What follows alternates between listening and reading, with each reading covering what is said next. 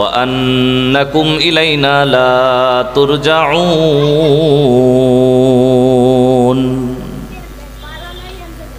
তোমাদেরকে আমার কাছে ফিরিয়ে আনা হবে না, এটা কি তোমরা ভাবো নাকি? যদি এমনটা ভেবে থাকো তাহলে এটা চূড়ান্ত একটা নিষ্ফল কথা, এটা চূড়ান্ত একটা মিথ্যা ভাবনা। এটা কখনো সত্য হবে না। কেন? কারণ তোমাদেরকে আমি বানিয়েছি, একটা উদ্দেশ্য দিয়েই পাঠিয়েছি। আবার নির্ধারিত সময় ফুরাবার পর তোমাদেরকে আবার আমার কাছে ফিরিয়ে আনা হবে। কথা বলুন ঠিক কিনা? এটা আল্লাহ বলছেন। আরেক জায়গায় আল্লাহ বলেন, মিনহা খলাকনাকুম ওয়া ফিহা নুঈদুকুম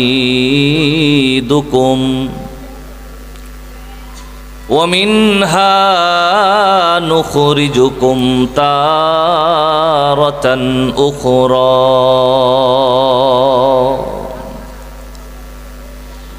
আল্লাহ বলেন, এই মাটি থেকে আমি তোমাদেরকে সৃষ্টি করেছি, আবার এই মাটিতেই আমি তোমাদেরকে ফিরিয়ে নিব। কয়ের পরেই শেষ না। ওমিনহা নুখরিজুকুম তারাতান উখরা। আল্লাহ বলেন, এরপরে যখন আমি চাইবো আবার এই মাটি থেকেই তোমাকে আমার সামনে আমি আবার দাঁড় করাবো। সুতরাং বোঝা যায় আল্লাহ রব্বুল আলামিন যে কথাটা বললেন, বান্দারে তুমি কি ভাবতেছো আমি তোমাদেরকে এমনি বানিয়েছি?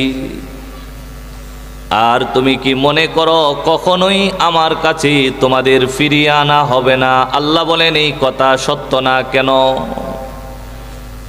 কারণ আল্লাহ বলেন, মিনহা খলাকনাকুম, এই মাটি থেকে আমি তোমাদেরকে সৃষ্টি করেছি। ওয়া ফিহা নুঈদুকুম, তোমার হায়াত শেষ হওয়ার পর এই মাটির মধ্যেই আমি তোমাদেরকে আবার ফিরিয়ে নিয়ে আসব।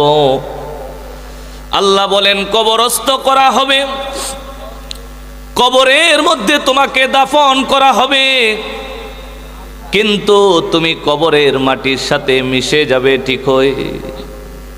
আল্লাহ বলেন, আবার পুনরায় আমি যখন চাইব এই কবরের মাটি থেকেই তোমাকে আবার আমি পুনর্জীবিত করব, আবার উঠায়া আমি রবের সামনে তোমাকে দাঁড় করাবো। তুমি মাটির সঙ্গে মিশে যাবে, তোমার শরীরের গোশত মাংসগুলি হাড়গুলি মাটির সাথে এক পর্যায়ে মিশে বিলীন হয়ে যাবে, তোমার কোনো অস্তিত্ব খুঁজে পাওয়া যাবে না। আল্লাহ রব্বুল আলামিন আমাদেরকে জানালেন, বান্দা তোমাকে যে আমি বানালাম সেই বানানোর প্রসেসটা কিন্তু সাধারণ ছিল না, অসাধারণ ছিল। ওয়ালাকাদ খলাকনাল ইনসানা মিন সুলালাতিন মিন তিন সুম্মা জাআলনাহু নুতফাতান ফি করারিম মাকিন। তোমাকে যে আমি বানিয়েছিলাম, এই বানানোর পদ্ধতিটা সহজ ছিল না, এটা খুব কঠিন ছিল। কঠিন কিভাবে? আল্লাহ বলেন, ওয়ালাকাদ খলাকনাল ইনসানা মিন সুলালাতিন মিন তিন, তোমাকে আমি মাটির নির্যাস থেকে তোমার বাবার পৃষ্ঠদেশের মধ্যে বীর্যের আকার দান করছি। এরপরে আল্লাহ বলেন, সেটাকে মা এবং বাবার একটা কর্মের মাধ্যমে তোমাকে বাবার পৃষ্ঠদেশ থেকে মায়ের গর্ভের ভিতরে নিয়ে জায়গা দিছি। পরে আমি আল্লাহ রব্বুল আলামিন সেটার রূপ পরিবর্তন করছি। কিছুদিন পরে আমি সেই বীর্যের ফোঁটাটাকে একটা রক্তের পিণ্ড বানাইছি। আবার কিছুদিন পার হওয়ার পরে সেই রক্তের পিণ্ডকে একটা গোশতের টুকরায় রূপান্তর করছি। আল্লাহ বলেন, আরো কিছুদিন পরে এর মধ্যে আমি তোমার আকৃতি দিয়ে তোমাকে তোমার এই অস্তিত্বে আনার জন্য প্রস্তুত করে তুলেছি। তোমার নাভির সাথে তোমার শরীরে খাবার পৌঁছানোর জন্য আমি আল্লাহ রাব্বুল আলামিন একটা সুন্দর ব্যবস্থা তৈরি করে দিছি। তোমার ছোট্ট দেহকানি আস্তে আস্তে মায়ের গর্ভের মধ্যে আমি বড় করে করে করে করে যখন পূর্ণ বয়সে তুমি পৌঁছলে, এখন দুনিয়াতে আসার উপযুক্ত, আল্লাহ রাব্বুল আলামিন বলেন তখন আমি তোমাকে এক সুন্দর উপায়ে এই পৃথিবীর মধ্যে নিয়ে এসেছি। আমি যদি এক ফোঁটা নাপাক পানি থেকে তোমাকে এমন একটা আস্ত মানুষ বানাতে পারি, আর এটা ছিল আমার প্রথমবার তৈরি করা, তাহলে দ্বিতীয়বার কবর থেকে হাসরের মাঠে তোমাকে ওঠানো আমার জন্য কোনো কঠিন বিষয় না। কথা বলুন ঠিক না? প্রথমবার যেহেতু বানাতে পারলাম, তার মানে দ্বিতীয়বার বানাতে আমার কোনো কষ্ট হবে না, আমি অনায়াসেই তোমাকে বানাতে পারব। আল্লাহ রাব্বুল আলামিন আমাদেরকে পরীক্ষা করার জন্য একটা নির্দিষ্ট সময় দিয়ে পৃথিবীতে পাঠিয়েছে। আবার আল্লাহর সামনে দাঁড়াতে হবে, এই কথাটা ভুলে গেলেই নিজের কপালটা পড়ে যাবে। রব্বুল আলামিন বলেন এই পৃথিবী, এই যে সাজানো গোছানো, যেটা তুমি সাজাচ্ছ নিজের মন মতো, আল্লাহ বলেন এটা থাকবে না, তো আমি ধ্বংস করে দিব। ভূমিকম্প হবে, বিকট ভূমিকম্প। এটা 5.5 ডিগ্রি না, মাঝারি পর্যায়ের ভূমিকম্প না। ইন্না জালজালাতাস সাআতি শাইউন আযীম, এটা এমন ভূমিকম্প হবে যেই ভূমিকম্পে আসমান জমিন আর আপন স্থানে টিকে থাকতে পারবে না। জোরে কন্যা সুবহানাল্লাহ। আল্লাহ বলেন আমার ফেরেশতা তো নিয়োগ দেওয়া আছে, আসমান জমিন বানানোর পর আল্লাহ আসমান জমিনকে ধ্বংস করার জন্য একটা সিংহাও বানাইছেন। সেই সিংহার জন্য একজন দায়িত্বরত ফেরেশতা আছে, যাকে আমরা বলি হযরত ইসরাফিল আলাইহিস সালাতু ওয়াস সালাম। হযরত ইসরাফিলের হাতে আল্লাহ সিংহা দিছে, ইসরাফিল সেটাকে তার মুখের সামনে রাখছে, আর আল্লাহর আরশে আজিমের দিকে তাকায় আছে আল্লাহ কখন অনুমতি দিবেন, আর আল্লাহর হুকুম পাওয়া মাত্রই সিংহায় ফুৎকার দিয়ে দুনিয়াকে ধ্বংস করে দিবে। বিশ্বাস হয়? কোরআনের কথা। আল্লাহ বলেন স্মরণ করো যখন এই আসমান জমিন ইসরাফিলের সিংহার আওয়াজে ধ্বংস হয়ে যাবে, আকাশ বাতাস সব কিছু একাকার হয়ে যাবে। আল্লাহ বলেন সেদিন ঘটবে কি? কই ইদাস সামাউ শাক্কাত। মনে করো যখন ইসরাফিল সিংহায় ফু দিবে, কই আসমানটা ফেটে দ্বিখণ্ডিত হয়ে যাবে, তারকাগুলি খসে খসে জমিনের উপর পড়বে,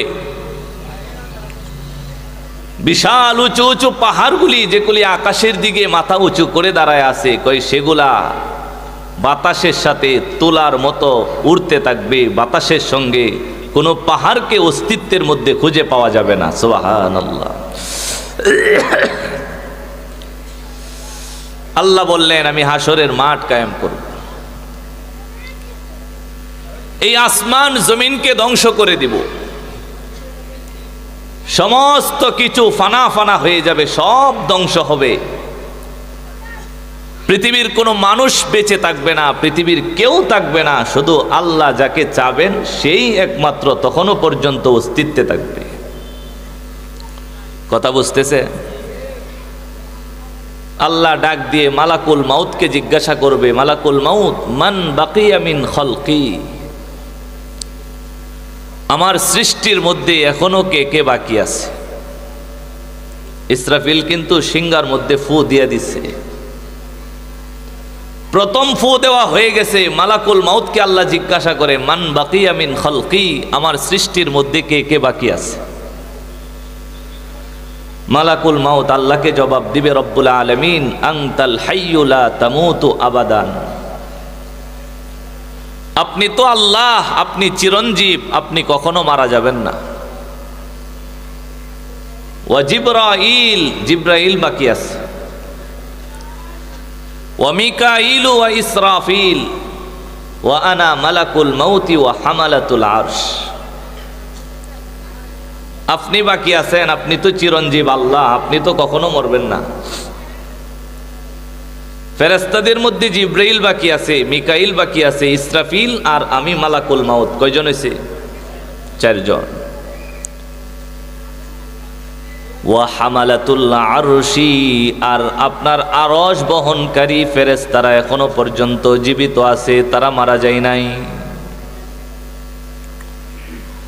আল্লাহ রাব্বুল আলামিন মালাকুল মাউতকে ঘোষণা করবে, মালাকুল মাউত যারাই আমার সৃষ্টি তাদেরকেই মরতে হবে। কুল্লু নাফসিন যায়িকাতুল মাউত।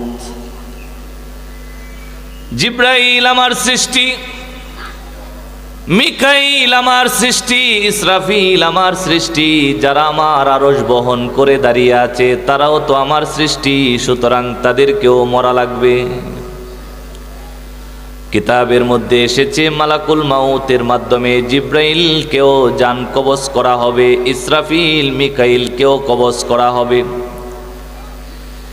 যেই সমস্ত ফেরেশতা আল্লাহর আরশ কাঁধে বহন করে দাঁড়িয়ে আছে, হামালাতুল আরশ, তাদেরকেও জান কবজ করা হবে, তারাও এক পর্যায়ে শেষ হয়ে যাবে। মালাকুল মাউতকে আল্লাহ আবার প্রশ্ন করবেন, ইয়া মালাকাল মাউতি মান বাকিয়া মিন খালকি।